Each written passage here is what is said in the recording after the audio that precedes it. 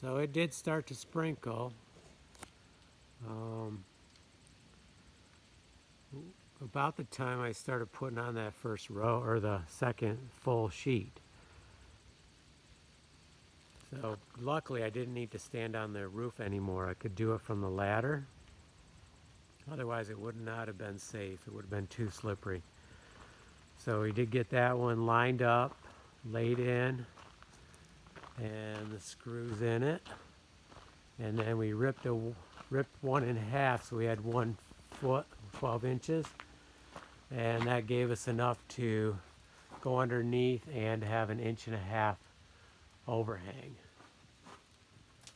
which will still put our extended drip edge on because it looks cool, and it'll get us out another 3 to 4 inches past the inch and, well, 1.5 inches past that. So you can see what it looks like up here. You can see how the water beads up, and then once one gets going, there it goes, takes a rest. Okay, so there's our transition, and here's our white aluminum. It's a .039, I think is what it is. It's the contractor grade is what they call it.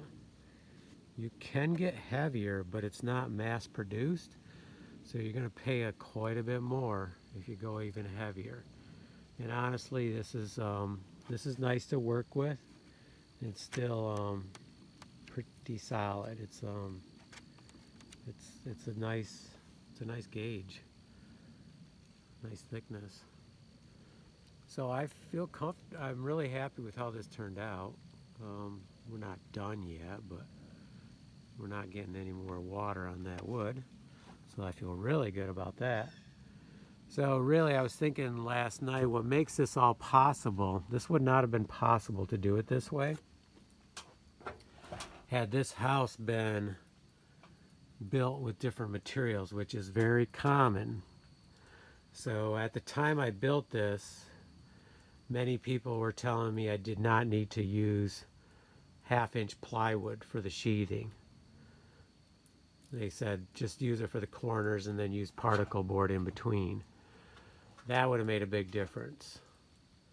This way I know I have 1/2 inch plywood all the way down through.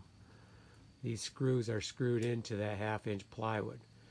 In addition, had this been vinyl siding, which is very popular, still is today, you would not even been able to attach them. I'm not sure, you would have had to remove some siding or something.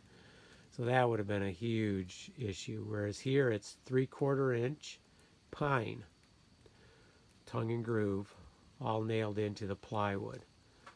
In addition, the rafters, when they, also the studs are 2x6. Now they're not the full 2x6 because they're not rough cut.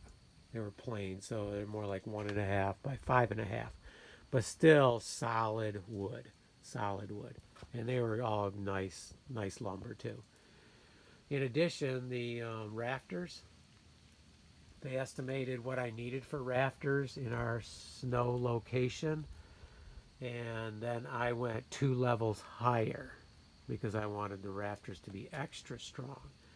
So that gives me, I feel comfortable with the support over here and those rafter tails being strong enough to hold it because they're strong. I mean, I think it was even a yellow pine that was used for the rafters.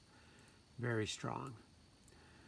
Another point, when we did the cantilever in back, where it overhangs a foot or 4.5 feet, they said they had calculated that if I use 2x10s, 16 inch on center, I could do the cantilever for 4.5 feet overhang.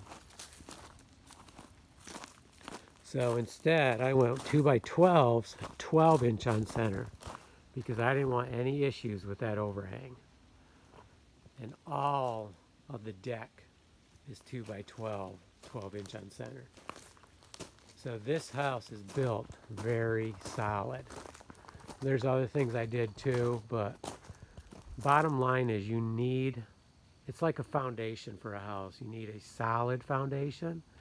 If you're going to try to do an overhang like this, you need a solid base to build from. And I think that's why I'm very, very happy with it. It's very solid.